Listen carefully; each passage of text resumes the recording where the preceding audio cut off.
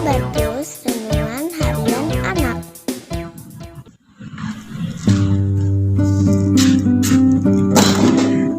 Anak-anak, berat sekali beban yang saya bawa ini. Tapi ada yang lebih berat loh anak-anak. Beban dosa kamu dan saya. Mau tahu cara membersihkan dosa kita? Ayo kita belajar firman Tuhan.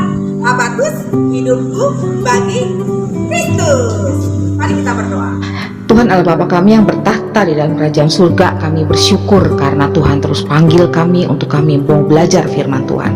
Kami mau menyerahkan setiap kami yang mengikuti renungan Habatus, kiranya Tuhan pimpin, Tuhan tolong, sehingga kami boleh terus diperbaharui hati kami untuk kami mau belajar kebenaran firman Tuhan. Roh Kudus tolonglah kami supaya kami mau mengerti dan boleh kami dapat lakukan di dalam kehidupan kami. Terima kasih Tuhan, ampuni dosa kesalahan kami. Dalam nama Tuhan Yesus kami sudah berdoa bersyukur. Amin. Anak-anak, terkadang apa yang kita pikirkan yang menurut kita itu benar, bahkan 100% benar, belum tentu benar di mata Tuhan. Misalnya, kamu berpikir orang atau teman kamu yang begitu mengesalkan, begitu sangat membuat kita mau marah, bahkan kita berpikir, lihat aja dia tidak akan berhasil dalam hidupnya. Tapi ingat, Tuhan bisa mengubahkan orang yang membuat kita kesal, malah dia boleh dipakai oleh Tuhan menjadi orang yang luar biasa. Nah, seperti pembacaan Alkitab kita hari ini yang diambil dari Yesaya 45 ayat 1 sampai 8. Ayo anak-anak buka Alkitabnya ya. Sama-sama kita membacanya ya. Dan saya akan menolong untuk membacakannya. Ayat pertama.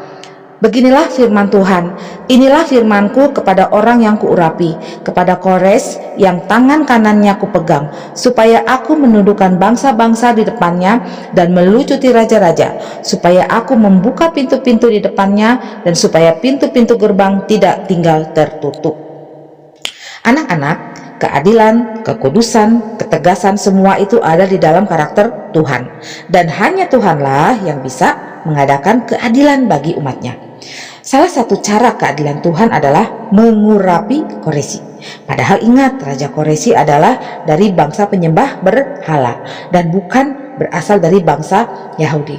Tetapi Allah melalui Yesaya memberitahukan umatnya Israel bahwa Koresi dipakai oleh Allah untuk menyatakan kebesaran dan kemuliaan Tuhan, yaitu membebaskan bangsa Israel dari tekanan bangsa lain.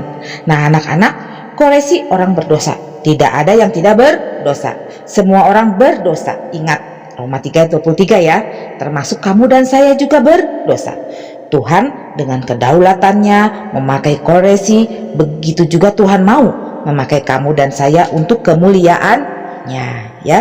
Nah misalnya waktu kamu membenci orang yang membuat kamu kesal, Tuhan akan membukakan hati kamu untuk melihat ada sifat yang baik dari orang yang kamu benci ya. Agar apa? Agar kamu tidak terus berada dalam dosa dan kamu bisa berdamai dengan diri sendiri dan dengan orang lain yang kamu tidak suka. Begitu juga dengan Koresi. Allah memakai Koresi untuk membuktikan, memberitahukan kepada bangsa-bangsa lain bahwa Allah Israel adalah satu-satunya Tuhan dari dulu sampai sekarang. Dan di luar bangsa Israel, mereka akan mengakui Allah Israel adalah satu-satunya Tuhan. Nah anak-anak, Tuhan akan memakai kamu, saya dengan kedaulatan daripada Tuhan. Tuhan begitu mengasihi umatnya.